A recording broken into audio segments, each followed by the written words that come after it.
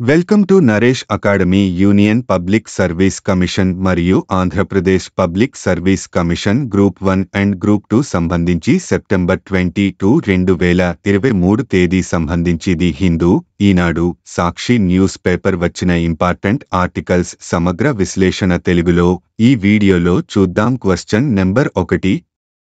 భారతదేశం కెనడా సంబంధాలు వివరాలు తెలపండి. భారత్ వ్యతిరేక శక్తులు, ఖలిస్తాన్ ఉగ్రవాదుల కార్యకలాపాలకు నిలయంగా మారిన కెనడా పట్ల కఠినంగా వ్యవహరించాలని కేంద్ర ప్రభుత్వం నిర్ణయించింది. దీనికి సంబంధించిన సందేశాన్ని విస్పష్టం చేసేలా కీలక నిర్ణయాలు తీసుకుంది. భారత్కు వచ్చే కెనడా పౌరులకు వీసాల జారీని తాత్కాలికంగా నిలిపివేసింది. మన దేశంలో కెనడా దౌత్య కార్యాలయ సిబ్బందిని తగ్గించుకోవాలని సూచించింది. ఖలిస్తాన్ అనుకూల శక్తులపై కఠిన చర్యలు తీసుకోవాల్సిందేనని పునరుద్ఘాటిస్తూ ఈ విషయాలను ప్రకటించింది. కెనడాలో అధికమవుతున్న భారత్ వ్యతిరేక శక్తుల కార్యకలాపాలపై తమ ఆందోళనలను ఢిల్లీ వర్గాలు అమెరికా, ఆస్ట్రేలియా, బ్రిటన్ తదితర మిత్ర దేశాలతో పంచుకున్నట్లు తెలిసింది. మరోవైపు భారత్పై తాను చేసిన ఆరోపణలను కెనడా ప్రధాని ట్రూడో సమర్థించుకున్నారు. తాజా పరిణామాలతో రెండు దేశాల మధ్య దౌత్య సంబంధాలు గతంలో ఎన్నడూ లేనంత కనిష్ట స్థాయికి పడిపోయాయి. కెనడాతో దౌత్య వివాదం మరింత తీవ్రమైన నేపథ్యంలో భారత విదేశీ వ్యవహారాల శాఖ అధికార ప్రతినిధి అరిందమ్ బాగ్చి గురువారం ఢిల్లీలో విలేకరులతో మాట్లాడారు. కెనడాలోని మన హైకమిషన్, దౌత్య కార్యాలయాలకు బెదిరింపులు వస్తుండటంతో భద్రతాపరమైన సమస్యలు ఎదురవుతున్నాయని, దీంతో అక్కడ సిబ్బంది పని చేయలేని పరిస్థితులు నెలకొన్నాయని తెలిపారు. కెనడా పౌరులకు అన్ని రకాల వీసాల జారీని తాత్కాలికంగా నిలిపివేసినట్లు వెల్లడించారు. ఇతర దేశాల్లో ఉంటూ వీసా కోసం దరఖాస్తు చేసుకునే కెనడియన్లకు ఇది వర్తిస్తుందన్నారు. తాజా పరిస్థితులను ఎప్పటికప్పుడు సమీక్షిస్తుంటామని పేర్కొన్నారు. అయితే ఇప్పటికే వీసాలు పొందినవారు, OCI overseas citizen of India పత్రాలు కలిగిన వారు భారత్కు రావటానికి ఇబ్బంది ఉండదని స్పష్టం చేశారు. సమస్య వీసాల జారీకి సంబంధించి మాత్రమేనని చెప్పారు. Question number 2. Silent killer, high blood pressure వివరాలు తెలపండి. అధిక రక్తపోటు లేదా రక్తపోటు తీవ్రమైన ఆరోగ్య సమస్యలకు దారితీసే వరకు తరచుగా గుర్తించబడని స్వభావం కారణంగా తరచుగా నిశ్శబ్ద కిల్లర్ గా సూచిస్తారు. రక్తపోటు 140/90 పైన పఠించడం రక్తపోటుగా నిర్వచించబడింది మరియు ఇది స్ట్రోకులు, గుండెపోటులు, మూత్రపిండాలు దెబ్బతినడం మరియు గుండె వైఫల్యానికి దారితీయవచ్చు. ప్రపంచ ఆరోగ్య సంస్థ WHO ఇటీవలే హైపర్టెన్షన్ యొక్క ప్రపంచ ప్రభావాన్ని హైలైట్ చేస్తూ ఒక నివేదికను విడుదల చేసింది. ప్రపంచ పరిస్థితి. అధిక రక్తపోటు ప్రపంచవ్యాప్తంగా 3 ఒకరిని ప్రభావితం చేస్తుంది. ఇది ప్రపంచ ఆరోగ్య సమస్యగా మారుతుంది. రక్తపోటు ఉన్నవారి సంఖ్య 1990లో 650 మిలియన్ల నుండి 2019 నాటికి 1.3 బిలియన్లకు రెట్టింపు అయ్యింది. వారిలో దాదాపు సగం మందికి వారి పరిస్థితి గురించి తెలియదు. రక్తపోటు ఉన్న 5గురిలో దాదాపు 4గురికి తగిన చికిత్స అందలేదని WHO నివేదిక వెల్లడించింది. కవరేజీని పెంచడం వల్ల 2023 మరియు 2050 మధ్య 76 మిలియన్ల మరణాలను నిరోధించవచ్చు.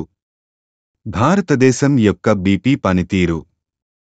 భారతదేశంలోని ఇటీవలి పరిశోధనలు ముఖ్యంగా యువకులలో మరియు తక్కువ సామాజిక ఆర్థిక నేపథ్యాల నుండి అధిక రక్తపోటు యొక్క పెరుగుతున్న ప్రాబల్యాన్ని చూపుతున్నాయి. 2016 నుండి 2020 వరకు ఇటీవలి కాలంలో అధిక రక్తపోటు ఉన్నవారిలో 22.5% మంది మాత్రమే నియంత్రణలో ఉన్నారని ఒక క్రమబద్ధమైన సమీక్ష కనుగొంది. క్యూరియస్ అధ్యయనం భారతదేశంలో ముఖ్యంగా 15 నుంచి 49 వరకు ఏళ్ల మధ్య ఉన్నవారిలో అధిక రక్తపోటు కేసుల పెరుగుదలను చూపించింది. భారతదేశంలో అధిక రక్తపోటు ఉన్న చాలా మంది వ్యక్తులు పరిమిత అవగాహన మరియు ఆరోగ్య సంరక్షణ సేవలకు ప్రాప్యత కారణంగా నిర్ధారణ చేయబడరు. Question number 3. ఐక్యరాజ్యసమితి జనరల్ అసెంబ్లీలో వాతావరణ ఆశయ సమ్మిట్ కాస్ వివరాలు తెలపండి. పరిమిత భాగస్వామ్యం వాతావరణ చర్యల కోసం ఐక్యరాజ్యసమితి సెక్రటరీ జనరల్ ఆంటోనియో గుటెర్రెస్ పిలుపునకు దాదాపు 100 మంది దేశాధినేతలు ప్రతిస్పందించినప్పటికీ 34 రాష్ట్రాలు మరియు 7 సంస్థలు మాత్రమే శిఖరాగ్ర సమావేశంలో మాట్లాడాయి.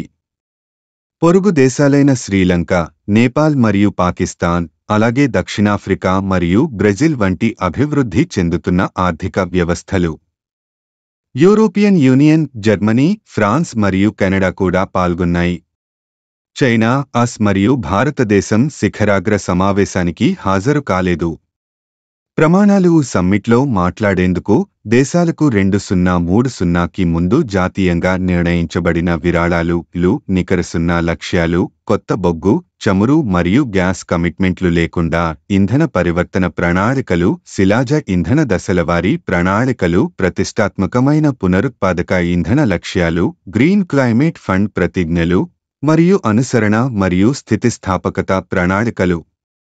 అన్ని ప్రధాన ఉద్గారకాలు మరియు G20 ప్రభుత్వాలు 2025 నాటికి సంపూర్ణ ఉద్గారాల కోతలతో మరింత ప్రతిష్టాత్మకమైన ఆర్థిక వ్యవస్థ వ్యాప్తాలను అందించడానికి కట్టుబడి ఉండాలని కోరారు. ఇది అన్ని వాయువులను కవర్ చేస్తుంది. క్లైమేట్ యాక్షన్ టీం పాత్ర. సెక్రటరీ జనరల్ యొక్క క్లైమేట్ యాక్షన్ టీం నికర సున్నా పరివర్తన ప్రణాళికలు మద్దతుగల విశ్వసనీయత ప్రమాణానికి అనుగుణంగా ఉండేలా చూసేందుకు ప్రభుత్వాలు, వ్యాపారాలు మరియు స్థానిక అధికారులతో నిమగ్నమై ఉన్నాయి. భారతదేశ భాగస్వామ్యాన్ని స్పష్టం చేయలేదు మరియు భారతదేశ పర్యావరణం, అటవీ మరియు వాతావరణ మార్పుల మంత్రిత్వ శాఖ సమాచారం అందించలేదు. భారతదేశ వాతావరణ ప్రతిజ్ఞలుల భారతదేశం చివరిగా 2022లో తన వాతావరణ కట్టుబాట్లను నవీకరించింది. 2030 నాటికి ఉద్గారాల తీవ్రతను 2005 స్థాయిల నుండి 45% తగ్గించాలని లక్ష్యంగా పెట్టుకుంది. ప్యారిస్ ఒప్పందంలో అంగీకరించిన 40% నుండి దాని విద్యుత్ అవసరాలలో 50% పునరుత్పాదక శిలాజరహిత ఇంధన వనరులతో తీర్చాలని ప్రతిజ్ఞ చేసింది. 2030 నాటికి అదనపు అటవీ మరియు చెట్ల కవర్ ద్వారా 2.5 నుండి 3 బిలియన్ టన్నులకి సమానమైన కార్బన్ సిగ్ను సృష్టిస్తానని భారతదేశం వాగ్దానం చేసింది. Question number 4. కొత్త పాంబన్ వంతెన వివరాలు తెలపండి. నిర్మాణ పురోగతి. కొత్త పాంబన్ రైల్వే సముద్ర వంతెన ప్రధాన భూభాగంలోని మండపాన్ని తమిళనాడులోని పాంబన్ ద్వీపంలోని రామేశ్వరం నుండి కలుపుతూ నవంబర్ గడువును చేరుకోకపోవచ్చని రైల్వే అధికారులు తెలిపారు. వంతెన నిర్మాణం 2019లో ప్రారంభమైంది మరియు ఆలస్యాలను ఎదుర్కొంది. మార్చి మరియు జూలైలో మునుపటి గడువులను కోల్పోయింది. ఎదుర్కొన్న సవాళ్లు. ప్రాజెక్ట్ సైట్ వద్ద ఇటీవలి గాలి వేగం పెరుగుదల పురోగతిని మందగించింది. ముఖ్యంగా 72.5 మీటర్ల లిఫ్ట్ స్పాన్ కోసం ఓడలు వెళ్లడానికి వీలుగా రూపొందించబడిన వంతెన యొక్క కదిలే భాగం లిఫ్ట్ స్పాన్ అసెంబుల్ చేయబడింది. అయితే మిగిలిన 26 స్పాన్లతో పాటు ఇంకా ఏర్పాటు చేయాల్సి ఉంది. భౌగోళిక మరియు పర్యావరణ సవాళ్లు. కొత్త వంతెన భౌగోళికంగా సవాలుగా ఉన్న ప్రదేశంలో నిర్మించబడింది. తినివేయు సముద్ర పర్యావరణం మరియు అధిక గాలి వేగంతో తుఫాను పీడిత పరిస్థితులకు గురవుతుంది. రైల్వే వంతెన ప్రధాన భూభాగాన్ని రామేశ్వరం, ఒక ముఖ్యమైన దక్షిణ భారత పట్టణం మరియు చార్ధామ్ పుణ్యక్షేత్రాలలో ఒకటిగా అనుసంధానించడంలో కీలక పాత్ర పోషిస్తుంది. ఇది శతాబ్దాల నాటి పంబన్ వంతెనకు ప్రత్యామ్నాయం మరియు రైల్ వికాస్ నిగమ్ లిమిటెడ్ 545 కోట్ల రూపాయలు బడ్జెట్తో నిర్మిస్తోంది. భద్రతా కారణాల దృష్ట్యా పాత వంతెనపై రైలు రాకపోకలు శాశ్వతంగా నిలిచిపోయాయని మునుపటి నివేదికలు పేర్కొన్నాయి. Question number 5. కావేరీ నీటి నియంత్రణ కమిటీ కావేరీ నీటి నిర్వహణ అథారిటీ వివరాలు తెలపండి. కావేరీ జలాల వివాదంలో సుప్రీంకోర్టు జోక్యం చేసుకోకపోవడం. కావేరీ జలాల వివాదంలో కర్ణాటక లేదా తమిళనాడుకు మద్దతివ్వడానికి సుప్రీంకోర్టు నిరాకరించింది. బదులుగా ఇది 2 రాష్ట్రాల మధ్య నీటి భాగస్వామ్యాన్ని పర్యవేక్షించడానికి కావేరీ నీటి నియంత్రణ కమిటీ CWRC మరియు కావేరీ నీటి నిర్వహణ అథారిటీ CWMA యొక్క నైపుణ్యంపై ఆధారపడుతుంది. సిడబ్ల్యూఆర్సీ మరియు సిడబ్ల్యూఎంఏ పాత్ర తమిళనాడుకు రోజు 5,000 క్యూసెక్కుల నీటిని విడుదల చేయాలని సిడబ్ల్యూఆర్సీ గతంలో కర్ణాటకను ఆదేశించింది.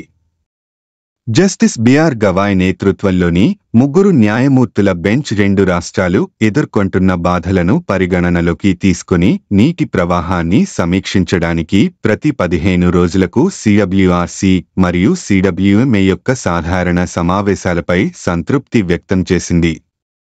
తమిళనాడు, కర్ణాటక రాష్ట్రాలు ఆందోళనలు చేస్తున్నాయి. కర్ణాటక నుంచి రాష్ట్రానికి 7,200 క్యూసెక్కుల నీరు అవసరమని సిడబ్ల్యూఆర్సీ తొలుత నిర్ధారించినప్పటికీ తుది క్రమంలో ఆకస్మికంగా 5,000 క్యూసెక్కులకు తగ్గించిందని తమిళనాడు తరఫు సీనియర్ న్యాయవాదులు పేర్కొన్నారు. బిలిగుందులు వద్ద మొత్తం 5,000 క్యూసెక్కుల నీటిని కృష్ణరాజసాగర్ మరియు కబిని రిజర్వాయర్ల నుండి విడుదల చేసేలా కర్ణాటక బాధ్యతను పేర్కొంటూ సిడబ్ల్యూఎంఏ సిడబ్ల్యూఆర్సీ యొక్క ఉత్తర్వును ధృవీకరించింది. వాదనలు సమర్పించారు. సిడబ్ల్యూఆర్సీ యొక్క నిర్ణయాన్ని సిడబ్ల్యూఎంఏ యాంత్రికంగా ఆమోదించిందని తమిళనాడు వాదించింది మరియు నిలబడి ఉన్న పంటలకు మద్దతు ఇవ్వడానికి నీటి యొక్క తీవ్రమైన అవసరాన్ని నొక్కి చెప్పింది. దీనికి విరుద్ధంగా రోజువారీ 5,000 క్యూసెక్కుల ప్రవాహం తమ ప్రయోజనాలకు విరుద్ధంగా ఉందని కర్ణాటక వాదించింది. బెంగుళూరు వంటి పట్టణ ప్రాంతాల్లో పెరుగుతున్న తాగునీటి సంక్షోభాన్ని అది గుర్తించింది. అయితే తమిళనాడుకు ప్రధానంగా నీటిపారుదల కోసం నీరు అవసరం. రోజుకు 3,000 క్యూసెక్కులకు మించి విడుదల చేయాలని అధికారులు ఆదేశించరాదని కర్ణాటక సూచించింది. క్వశ్చన్ నెంబర్ 6 సాధారణ పంట అంచనా సర్వే మొబైల్ అప్లికేషన్ మరియు వెబ్ పోర్టల్ను ప్రారంభించింది. వివరాలు తెలపండి. సందర్భం వ్యవసాయం మరియు రైతుల సంక్షేమ శాఖ DFW GCS general crop estimation survey కోసం మొబైల్ అప్లికేషన్ మరియు వెబ్ పోర్టల్ను ప్రారంభించింది.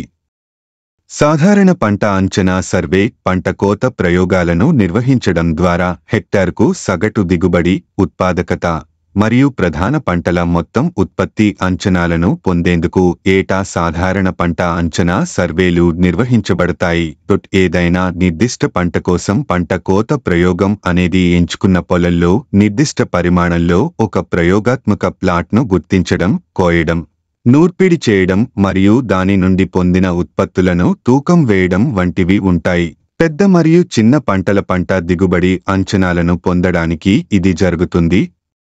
ఇది స్టాటిస్టిక్స్ మరియు ప్రోగ్రామ్ ఇంప్లిమెంటేషన్ మంత్రిత్వ శాఖచే నిర్వహించబడుతుంది. GCS 22 రాష్ట్రాలు మరియు 4 కేంద్రపాలిత ప్రాంతాలలో సుమారు 68 పంటలను, 52 ఆహారం మరియు 16 ఆహారేతర వర్తిస్తుంది. రాష్ట్ర రెవెన్యూ మరియు వ్యవసాయ సిబ్బంది సహాయంతో ప్రతి సంవత్సరం 5 లక్షలు ప్రయోగాలు జరుగుతాయి. GCS కోసం పోర్టల్ మరియు మొబైల్ యాప్. 1 రిపోర్టింగ్లో జాప్యం. ఇప్పటివరకు డేటా సేకరణ, సంకలనం మరియు దిగుబడి అంచనా అనేది పూర్తిగా మాన్యువల్ ప్రక్రియ. ఇది రాష్ట్రాల వారీగా నివేదించడంలో జాప్యం కలిగిస్తుంది. కొత్త ప్రక్రియలో ఫీల్డ్ డేటా GPS ప్రారంభించబడిన మొబైల్ అప్లికేషన్ని ఉపయోగించి సేకరించబడుతుంది మరియు పంట గణాంకాలను సమయానికి నివేదించేటట్లు చేసే సర్వర్లో నిల్వ చేయబడుతుంది. 2 ప్రదర్శకత GPS ప్రారంభించబడిన పరికరాలు డేటా సేకరణ పాయింట్ల కోసం ఖచ్చితమైన అక్షాంశం మరియు రేఖాంశ కోఆర్డినేట్లను అందిస్తాయి. డేటా నిర్దిష్ట భౌగోళిక స్థానాలకు లింక్ చేయబడిందని ఈ సమాచారం నిర్ధారిస్తుంది. ఇది ఎక్కడ సేకరించబడిందనే దానిపై అస్పష్టత లేదా తారుమారుకి ఎటువంటి అవకాశం ఉండదు. పోర్టల్ మరియు యాప్ యొక్క ముఖ్య లక్షణాలు. గ్రామాల వారీగా GCS ప్రణాళిక మరియు పంట కోత ప్రయోగాలు నిర్వహించబడే ప్లాట్ వివరాలు, కోత తర్వాత పంట బరువు మరియు పంట యొక్క డ్రైస్ బరువుతో సహా దిగుబడి అంచనా యొక్క సమగ్ర రిపోజిటరీని కలిగి ఉంటుంది. జియోరిఫరెన్సింగ్ ప్రయోగాత్మక ప్లాట్ యొక్క సరిహద్దును గీయడానికి మరియు దాని ద్వారా ప్లాట్లు అలాగే పంటల ఫోటోలను అప్లోడ్ చేయడానికి ప్రాథమిక కార్యకర్తను అనుమతిస్తుంది. పోర్టల్ మరియు యాప్ రిపోర్టింగ్లో జాప్యాల సమస్యను పరిష్కరిస్తాయి మరియు ప్రక్రియలో ప్రదర్శకతను మెరుగుపరుస్తాయని భావిస్తున్నారు. క్వశ్చన్ నెంబర్ 7 సిమెంట్ కెమిస్ట్రీపై అంతర్జాతీయ కాంగ్రెస్ వివరాలు తెలపండి. సందర్భం కెమిస్ట్రీ ఆఫ్ సిమెంట్ పై 17వ అంతర్జాతీయ కాంగ్రెస్కు ఆతిథ్యం ఇవ్వడానికి భారత్ బిడ్ను గెలుచుకుంది. వివరాలు 2027లో న్యూఢిల్లీలో జరిగే ప్రతిష్టాత్మక international Congress on the chemistry of cement (ICC) కి ఆతిథ్యం ఇచ్చే బిడ్ను భారత్ గెలుచుకుంది. థాయిలాండ్లోని బ్యాంకాక్లో జరుగుతున్న 16వలో IIT ఢిల్లీతో పాటు national council for cement and building materials NCCBM బిడ్ను సమర్పించింది. సిమెంట్ కెమిస్ట్రీపై అంతర్జాతీయ కాంగ్రెస్. సిమెంట్ కెమిస్ట్రీపై అంతర్జాతీయ కాంగ్రెస్ అనేది సిమెంట్ మరియు కాంక్రీటు రంగంలో పరిశోధన పురోగతిని సమీక్షించే ఈ రకమైన అతిపెద్ద మరియు అత్యంత ప్రతిష్టాత్మకమైన కార్యక్రమం. 1918 నుండి సాధారణంగా 4 నుండి 6 సంవత్సరాల వ్యవధిలో మహాసభలు జరుగుతాయి. 9వ కాంగ్రెస్ను 1992లో న్యూఢిల్లీలో NCCBM నిర్వహించింది. National council for cement and building materials NCCBM అనేది వాణిజ్య పరిశ్రమల మంత్రిత్వ శాఖ యొక్క అడ్మినిస్ట్రేటివ్ నియంత్రణలో ఉన్న ఒక అపెక్స్ ఆర్డి సంస్థ. ఇది సిమెంట్, అనుబంధ నిర్మాణ వస్తువులు నిర్మాణ పరిశ్రమల కోసం పరిశోధన, సాంకేతిక అభివృద్ధి, బదిలీ, విద్య, పారిశ్రామిక సేవలలో నిమగ్నమై ఉంది. ఇది 1962లో cement research institute of India గా స్థాపించబడింది. దీని ప్రధాన కార్యాలయం హర్యానాలోని బల్లాబ్ఘర్లో ఉంది. భారతదేశంలో సిమెంట్ పరిశ్రమ. భారతీయ సిమెంట్ పరిశ్రమ 600 మిలియన్ టన్నుల స్థాపిత సిమెంట్ సామర్థ్యంతో ప్రపంచంలో 2వ అతిపెద్దది. వివిధ పారిశ్రామిక వ్యర్థాలను ఉపయోగించడం ద్వారా దేశంలో వృత్తాకార ఆర్థిక వ్యవస్థలో ఇది కీలక పాత్ర పోషిస్తుంది. ఇది ప్రపంచంలోనే అతి తక్కువ CO2 పాదముద్రలను కలిగి ఉంది మరియు చాలా ప్రభావవంతంగా ఉంటుంది. Question number 8. ఆర్థిక స్వేచ్ఛా సూచీలో భారత్ స్థానం ఎంత? ఆన్సర్: భారత్కు 87వ స్థానం. ఆర్థిక స్వేచ్ఛా సూచీలో మొత్తం 165 దేశాల్లో భారత్కు 87వ స్థానం లభించింది. ఏడాది క్రితం 86వ ర్యాంకు సాధించగా ప్రస్తుతం ఒక స్థానం తగ్గింది. కెనడాకు చెందిన ఫేసర్ ఇన్స్టిట్యూట్, ఢిల్లీకి చెందిన సెంటర్ ఫర్ సివిల్ సొసైటీతో కలిసి రూపొందించిన economic freedom of the world 2021 వార్షిక నివేదికను గురువారం ఇక్కడ విడుదల చేసింది. దీని ప్రకారం 1980 నుంచి ప్రస్తుత ఏడాది వరకు భారత్ రేటింగ్ 4.90% నుంచి 6.62% పెరిగినా ర్యాంకు మాత్రం స్వల్పంగా తగ్గింది. భారత్ పరిస్థితి మెరుగవుతున్న ఇతర దేశాలతో పోలిస్తే ఆర్థిక స్వేచ్ఛలో కాస్త వెనుకంజలో ఉందని తెలుస్తోంది. అయితే దక్షిణాసియాలో మాత్రం భారత్ మెరుగ్గా ఉంది. సూచీలో సింగపూర్ అగ్రస్థానంలో నిలిచింది. Hong Kong, Switzerland, New Zealand, US, Ireland, Denmark, Australia, UK, కెనడాలు తర్వాత స్థానాల్లో ఉన్నాయి. చైనా 111వ స్థానంలో ఉండగా స్థానంలో నిలిచింది. జపాన్ 20, జర్మనీ 23, ఫ్రాన్స్ 47, రష్యా 104 స్థానాల్లో ఉన్నాయి. వెనిజువెలా చివరి స్థానం. Question number 9. మహిళా రిజర్వేషన్ల బిల్లుకు రాజ్యసభలో ఏకగ్రీవం. వివరాలు తెలపండి. మహిళా రిజర్వేషన్ల బిల్లుకు రాజ్యసభలో భారీ మద్దతు లభించింది. పార్టీలకు అతీతంగా సభ్యులంతా స్పందించారు. సుమారు 11 గంటల పాటు చర్చ జరిగిన తర్వాత గురువారం రాత్రి 10:30 గంటల సమయంలో జరిగిన ఓటింగ్ బిల్లుకు అనుకూలంగా 214 మంది సభ్యులు ఓటేశారు. వ్యతిరేకంగా ఎవరూ ఓటేయలేదు. సభ్యులంతా ఏకగ్రీవంగా మద్దతు పలికిన రాజ్యాంగ నిబంధనల మిగతా 10లో ప్రకారం ఓటింగ్ నిర్వహించారు. బిల్లు 2/3 వంతు సభ్యుల మద్దతుతో ఆమోదం పొందినట్లు ఓటింగ్ అనంతరం సభాపతి జగదీప్ ధనఖడ్ ప్రకటించారు. ఆ తర్వాత సభను ఒకరోజు ముందుగానే నిరవధికంగా వాయిదా వేశారు. లోక్సభ కూడా నిరవధికంగా వాయిదా పడింది. లోక్సభలో బుధవారం ఆమోదించిన మహిళా రిజర్వేషన్ల 128వ రాజ్యాంగ సవరణ బిల్లును గురువారం కేంద్ర మంత్రి అర్జున్ రామ్ మేఘవాల్ రాజ్యసభలో ప్రవేశపెట్టారు. ఈ సందర్భంగా ఆయన మాట్లాడారు. గత 9 ఏళ్లుగా మహిళల సాధికారత కోసం మోదీ ప్రభుత్వం చేపట్టిన చర్యల్లో ఇదొకటని ఆయన తెలిపారు. బిల్లులో హారిజంటల్గా, వర్టికల్గా రిజర్వేషన్లు ఉంటాయని, ఎస్సీ, ఎస్టీల కోటా 33% అనుగుణంగా ఉంటుందని చెప్పారు. డీలిమిటేషన్ కమిషన్ మహిళలకు దక్కే సీట్లపై నిర్ణయం తీసుకుంటుందని తెలిపారు. బిల్లుకు ఉభయ సభలు ఆమోదం తెలపడంతో ఇక తదుపరి ప్రక్రియ ప్రారంభించాల్సి ఉంది. ఇప్పుడేం జరుగుతుంది? రాష్ట్రపతి ఆమోద ముద్ర పడగానే మహిళా బిల్లు చట్ట రూపం దాలుస్తుంది. తర్వాత మెజారిటీ రాష్ట్రాల అసెంబ్లీలు దాన్ని ఆమోదించాల్సి ఉంటుంది. ఆ తర్వాత నూతన జనగణన, నియోజకవర్గాల పునర్విభజన అనంతరం రిజర్వేషన్లు అమల్లోకి వస్తాయి. ఇది 2029 కల్లా జరిగే అవకాశముందని కేంద్ర హోంమంత్రి అమిత్ షా బుధవారమే పరోక్షంగా తెలిపారు. ఏమిటి బిల్లు? ఈ మహిళా రిజర్వేషన్ బిల్లును నారీ శక్తి వందన్ అధినియంగా పేర్కొంటున్నారు. దీని కింద లోక్ సభ, ఢిల్లీ సహా అన్ని రాష్ట్రాల అసెంబ్లీల్లో మహిళలకు 3/4 అంటే 33% సీట్లు రిజర్వ్ చేస్తారు. ప్రధానంగా పరోక్ష పద్ధతిలో ఎన్నికలు జరిగే రాజ్యసభ, రాష్ట్రాల శాసన మండళ్లకు ఈ రిజర్వేషన్లు వర్తించవు. క్వశ్చన్ నెంబర్ 10 కేంద్రం కొత్త సైన్స్ అవార్డులను ప్రకటించింది. గురించి వివరాలు తెలపండి. శాస్త్ర సాంకేతిక రంగంలో పురస్కారాల ప్రదానానికి అనుసరిస్తున్న విధానాన్ని కేంద్ర ప్రభుత్వం తాజాగా ప్రక్షాళన చేసింది. వివిధ సైన్స్ విభాగాలు ఇప్పటిదాకా అందిస్తున్న దాదాపు 300 అవార్డులను రద్దు చేసింది. శాస్త్ర సాంకేతిక, నవకల్పనల రంగంలో విశిష్ట సేవలు అందించేవారిని గౌరవించేందుకు రాష్ట్రీయ విజ్ఞాన్ పురస్కార్ పేరిట కొత్త జాతీయ అవార్డులను ఆవిష్కరించింది. రాష్ట్రీయ విజ్ఞాన్ పురస్కారాల్లో 4 రకాలు ఉంటాయి. అవి విజ్ఞాన్ రత్న, విజ్ఞాన్ శ్రీ, విజ్ఞాన్ యువ, శాంతిస్వరూప్ భట్నాగర్. విజ్ఞాన్ బృందం శాస్త్ర సాంకేతిక, నవకల్పనల రంగంలో దక్కే అత్యున్నత గుర్తింపుల్లో ఒకటిగా రాష్ట్రీయ విజ్ఞాన్ పురస్కారం నిలవనుంది. కేంద్ర ప్రభుత్వ ముఖ్య శాస్త్రీయ సలహాదారు నేతృత్వంలోని కమిటీ 13 విభాగాల్లో శాస్త్రవేత్తలను వీటికి ఎంపిక చేస్తుంది. విదేశాల్లో ఉంటున్నప్పటికీ భారతీయులకు ప్రయోజనం చేకూరేలా అద్భుత సేవలందించే భారత సంతతి వ్యక్తులు కూడా ఈ అవార్డులకు అర్హులే.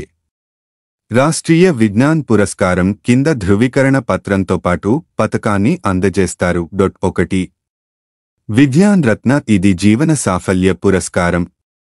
శాస్త్ర సాంకేతిక రంగంలోని ఏ విభాగంలోనైనా మహోన్నత సేవలందించిన వారికి ప్రదానం చేస్తారు. 2 విజ్ఞాన్ శ్రేయ శాస్త్ర సాంకేతిక రంగంలో విశిష్ట సేవలకు గుర్తింపుగా ఇస్తారు. 3 విజ్ఞాన్ యువ, శాంతిస్వరూప్ భట్నాగర్ శాస్త్రీయ, పారిశ్రామిక పరిశోధన మండలి 1958 నుంచి 7 విభాగాల్లో శాంతిస్వరూప్ భట్నాగర్ అవార్డులను అందిస్తోంది. వాటిలో ప్రస్తుతం మార్పులు చేశారు. శాస్త్ర సాంకేతిక రంగంలో గొప్ప సేవలందించే యువ శాస్త్రవేత్తలకు 45 ఏళ్ల వయసు వరకు ఉన్నవారు 13 విభాగాల్లో విజ్ఞాన్ యువ పురస్కారాలు అందిస్తారు. 4 విజ్ఞాన్ బృందం సైన్స్ అండ్ టెక్నాలజీలోని ఏ విభాగంలోనైనా విశిష్ట కృషి చేసే బృందాలకు ప్రదానం చేస్తారు. బృందంలో 3 లేదా అంతకంటే ఎక్కువ మంది శాస్త్రవేత్తలు, పరిశోధకులు, ఆవిష్కర్తలు ఉండాలి. ఎవరు అర్హులు? ప్రభుత్వ, ప్రైవేటు సంస్థల్లో పనిచేసే శాస్త్రవేత్తలు, పరిశోధకులు, సాంకేతిక నిపుణులు, ఆవిష్కర్తలతో పాటు సొంతంగా పనిచేసుకునేవారు ఈ పురస్కారాలకు అర్హులే. ఈ అవార్డుల కోసం ప్రతి సంవత్సరం జనవరి 14 నుంచి ఫిబ్రవరి 28 నేషనల్ సైన్స్ డే వరకు స్వీకరిస్తారు. ఈ అవార్డులను ప్రతి సంవత్సరం మే 11న జాతీయ సాంకేతిక దినోత్సవం ప్రకటిస్తారు. అన్ని విభాగాలకు సంబంధించి అవార్డుల ప్రదానోత్సవం ఆగస్టు 23న జాతీయ అంతరిక్ష దినోత్సవం జరుగుతుంది. అన్ని సర్టిఫికేట్, పతకం ప్రదానం చేస్తారు. క్వశ్చన్ నెంబర్ 11 ఏ భారతీయ శాస్త్రవేత్త స్వాతికి నార్మన్ బోర్లాగ్ అవార్డును ప్రకటించారు? Answer doctor Swati Nayak. అంతర్జాతీయ వరి పరిశోధన సంస్థ IRRA కు చెందిన భారతీయ శాస్త్రవేత్త డాక్టర్ స్వాతి నాయక్ కు 2023 ఏడాదికిగాను క్షేత్ర పరిశోధన అన్వయాలకు నార్మన్ బోర్లాగ్ అవార్డును ప్రకటించారు. ఆమె అద్వితీయవ శాస్త్రవేత్త అని రాక్ ఫెల్లర్ ఫౌండేషన్ నిధులతో నడిచే వరల్డ్ ఫుడ్ ప్రైజ్ ఫౌండేషన్ ప్రశంసించింది. డాక్టర్ స్వాతి ఢిల్లీ ఐఆర్ఆర్ఐ కేంద్రంలో విత్తన పరిశోధన విభాగాధిపతి. ఈమె వరిపంట సాగుచేసే చిన్న రైతులకు అందించిన సేవలకు ఈ అవార్డు ప్రకటించినట్లు వరల్డ్ ఫుడ్ ఫౌండేషన్ ట్విట్టర్ ద్వారా తెలిపింది. హరిత విప్లవ పితామహుడు, నోబెల్ గ్రహీత నార్మన్ ఈ బోర్లాగ్ పేరిట నెలకొల్పిన ఈ అవార్డును ఆకలిని నిర్మూలించి ఆహార భద్రతను సాధించడానికి తోడ్పడే 40 ఏళ్లలోపు యువ శాస్త్రవేత్తలకు ఇస్తారు. డాక్టర్ స్వాతి నాయక్ ఒడిశాకు చెందినవారు. క్వశ్చన్ నెంబర్ 12 ప్రసిద్ధ భరతనాట్య కళాకారిణి. నాట్య గురువు ప్రతిష్టాత్మక పద్మభూషణ్ పురస్కార గ్రహీత ఎవరు మరణించారు? ఆన్సర్ భరతనాట్య దిగ్గజం సరోజా వైద్యనాథన్ కన్నుమూత. ప్రసిద్ధ భరతనాట్య కళాకారిణి, నాట్య గురువు ప్రతిష్టాత్మక పద్మభూషణ్ పురస్కార గ్రహీత సరోజా వైద్యనాథన్ 86 ఇక లేరు. కొంతకాలంగా క్యాన్సర్తో పోరాడుతున్న ఆమె గురువారం తెల్లవారుజామున ఢిల్లీలోని తన నివాసంలో తుదిశ్వాస విడిచారు. భరతనాట్యంతో పాటు కర్ణాటక సంగీతానికి ఆమె ఎనలేని సేవలు అందించారు. భారతీయ పురాణాలు, సామాజిక అంశాలతో పాటు మాజీ ప్రధాని అటల్ బిహారీ వాజ్పేయి కవితల ఆధారంగా సరోజా వైద్యనాథన్ సుమారు 2000 నృత్య రూపకాలు ప్రదర్శించి అంతర్జాతీయంగా గుర్తింపు తెచ్చుకున్నారు. ఢిల్లీలో గణేశ నాట్యాలయాన్ని స్థాపించి ఎంతోమందిని నాట్యకారుణులుగా తీర్చిదిద్దారు. ఆమె చేసిన సేవలకు భారత ప్రభుత్వం 2002లో పద్మశ్రీ, 2013లో పద్మభూషణ్ పురస్కారాలతో గౌరవించింది. సరోజా వైద్యనాథన్ మృతి పట్ల కేంద్ర సాంస్కృతిక శాఖ మంత్రి జి. కిషన్ రెడ్డి సంతాపం వ్యక్తం చేశారు. కళలు, సాంస్కృతిక రంగానికి ఆమె చేసిన సేవలు ప్రశంసనీయమైనవని ట్విట్టర్లో కొనియాడారు. క్వశ్చన్ నెంబర్ 13 దేశ ఉత్తమ పర్యాటక గ్రామం వివరాలు తెలపండి. దేశ ఉత్తమ పర్యాటక గ్రామంగా పశ్చిమ బెంగాల్ ముర్షిదాబాద్ జిల్లాకు చెందిన కరిటేశ్వరి ఎంపికైంది. ఈ విషయాన్ని ఆ రాష్ట్ర ముఖ్యమంత్రి మమతా బెనర్జీ గురువారం వెల్లడించారు. ఈ గ్రామంలోని కిరీటేశ్వరి దేవాలయానికి పురాణ ప్రాశస్త్యం ఉంది. ఈ కోవెలను 51 శక్తిపీఠాల్లో ఒకటిగా భావిస్తారు. 31 రాష్ట్రాలు, కేంద్రపాలిత ప్రాంతాలకు చెందిన 795 గ్రామాలను వెనక్కు నెట్టి కిరీటేశ్వరి ఈ గౌరవాన్ని దక్కించుకుందని మమత తెలిపారు. ఈ నెల 27న ఢిల్లీలో జరిగే ఓ కార్యక్రమంలో కేంద్ర పర్యాటక శాఖ ఈ అవార్డును అందించముందున్నారు. పురస్కారాన్ని దక్కించుకున్నందుకు కరిటేశ్వరి గ్రామస్తులందరికీ మమత శుభాకాంక్షలు తెలిపారు. క్వశ్చన్ నెంబర్ 14 ప్రఖ్యాత జ్యోతిర్లింగ క్షేత్రం ఓంకారేశ్వర్లో 108 అడుగుల ఆదిశంకరాచార్యుల లోహ విగ్రహాన్ని ఎవరు గురువారం ఆవిష్కరించారు? ఆన్సర్ మధ్యప్రదేశ్ ముఖ్యమంత్రి శివరాజ్ సింగ్ చౌహాన్ ప్రఖ్యాత జ్యోతిర్లింగ క్షేత్రం ఓంకారేశ్వర్లో 108 అడుగుల ఆదిశంకరాచార్యుల లోహ విగ్రహాన్ని మధ్యప్రదేశ్ ముఖ్యమంత్రి శివరాజ్ సింగ్ చౌహాన్ గురువారం ఆవిష్కరించారు. నర్మదా నది ఒడ్డున ఉన్న మాంధాత కొండపై ఈ విగ్రహాన్ని ఏర్పాటు చేశారు. వాస్తవానికి దీనిని ఈ నెల 18న ఆవిష్కరించాల్సి ఉండగా ఖండ్వాలో భారీ వర్షాల కారణంగా 21కి వాయిదా పడింది. ఓంకారేశ్వర్లోని మ్యూజియంతో పాటు ఆది శంకరాచార్య విగ్రహాన్ని నిర్మించడానికి రాష్ట్ర ప్రభుత్వం రూపాయలు 2141.85 కోట్ల బడ్జెట్ను కేటాయించింది. విగ్రహ ఆవిష్కరణకు ముందు శంకరాచార్యుల గొప్పతనం గురించి శివరాజ్ సింగ్ వివరించారు. ఆదిశంకరులు కేరళలోని కాలడిలో జన్మించినప్పటికీ ఆయన ఓంకారేశ్వర్లోని అడవులు, పర్వతాలలో ప్రయాణిస్తూ నప్పుడు జ్ఞానోదయం పొందారు. ఆ తర్వాత కాశీకి వెళ్లారు అని తెలిపారు. క్వశ్చన్ నెంబర్ 15 ప్రభుత్వ పాఠశాలల్లో ఇంటర్నేషనల్ బక్లారియట్ (IB) సిలబస్ అమలుకు ముందడుగు వేసింది. వివరాలు తెలపండి. ప్రభుత్వ స్కూళ్లలో అంతర్జాతీయ ప్రమాణాల పెంపులో భాగంగా రాష్ట్ర ప్రభుత్వం కీలక నిర్ణయం తీసుకుంది. పేద విద్యార్థులను గ్లోబల్ స్థాయిలో సగర్వంగా నిలబెట్టేందుకు మహత్తర యజ్ఞాన్ని తలపెట్టింది. ప్రభుత్వ పాఠశాలల్లో ఇంటర్నేషనల్ బక్లారియట్ ఐబీ సిలబస్ అమలుకు ముందడుగు వేసింది. ఈ మేరకు ఐబీ సంస్థతో పాఠశాల విద్యాశాఖ కుదుర్చుకున్న ఒప్పందానికి ఎంఓయు బుధవారం ముఖ్యమంత్రి వైఎస్ జగన్మోహన్ రెడ్డి అధ్యక్షతన సచివాలయంలో జరిగిన మంత్రివర్గ సమావేశంలో హర్షధ్వానాల మధ్య ఆమోదం లభించింది. విద్యా రంగానికి రాష్ట్ర ప్రభుత్వం అత్యంత ప్రాధాన్యత ఇస్తూ ఇప్పటికే ఆంగ్ల భాషా పరిజ్ఞానం పెంపునకు 3వ తరగతి నుంచి ప్రతిరోజు గంటపాటు విద్యార్థులకు TOEFL శిక్షణ అందిస్తోంది. తాజా ఒప్పందంతో 1వ తరగతి నుంచి ఐబీ సిలబస్ను ప్రవేశపెడుతూ నెమ్మదిగా పెంచుతూ +2 వరకు విద్యనం దించేందుకు చర్యలు తీసుకుంది. ఇప్పటివరకు దేశంలో 210 వరల్డ్ క్లాస్ కార్పొరేట్ స్కూళ్లలో మాత్రమే ఐబీ సిలబస్ అమల్లో ఉంది. ఐబీ ఒక నాన్ ప్రాఫిట్ ఫౌండేషన్. పిల్లలపై పరీక్షల మానసిక ఒత్తిడిని తగ్గించేందుకు స్విట్జర్లాండ్కు చెందిన కొంతమంది ఉపాధ్యాయులు పరిశోధన చేసి 1968లో స్విట్జర్లాండ్లో ఏర్పాటు చేసిన ఎడ్యుకేషన్ బోర్డు. ఇందులో 3 నుంచి 19 ఏళ్ల వయసు విద్యార్థులకు నాణ్యమైన శిక్షణనిస్తారు. ఈ సిలబస్ చదువుకున్న పిల్లల్లో విషయపరిజ్ఞానం, critical thinking, independent thinking, self learning వంటి నైపుణ్యాలు అలవడతాయి. ఓపెన్ మైండెడ్, ఓపెన్ లెర్నింగ్ నైపుణ్యాలు మెరుగుపడతాయి. ప్రపంచంలో జరుగుతున్న పరిణామాలను ఆకళింపు చేసుకుని సానుకూల మార్పునకు ఈ పిల్లలు సిద్ధంగా ఉంటారు.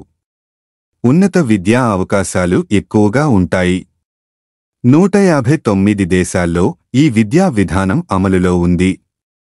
ఈ బోర్డులో చదువుకున్న పిల్లలకు ప్రపంచవ్యాప్తంగా ప్రవేశాలు, అవకాశాలు లభిస్తాయి. క్వశ్చన్ నెంబర్ 16 బరిలో దిగిన తొలి ప్రపంచ రెజ్లింగ్ ఛాంపియన్షిప్స్లోనే పతకం అందుకుంది ఎవరు?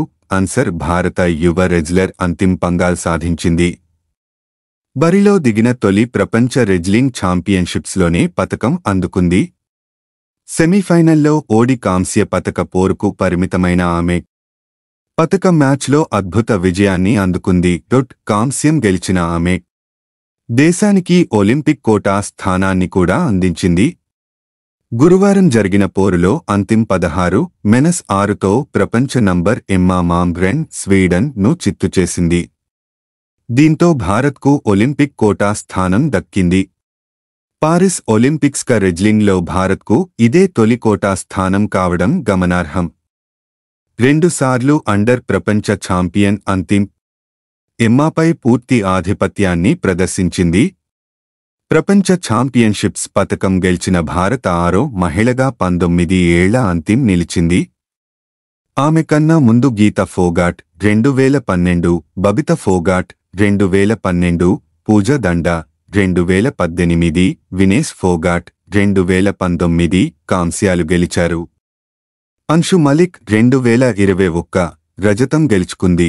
మీకు ఈ వీడియో నచ్చితే ప్లీజ్ లైక్, షేర్, కామెంట్ చేయండి. అలాగే @Naresh academy 5509 YouTube channel subscribe చేసుకోండి. Thank you one and all.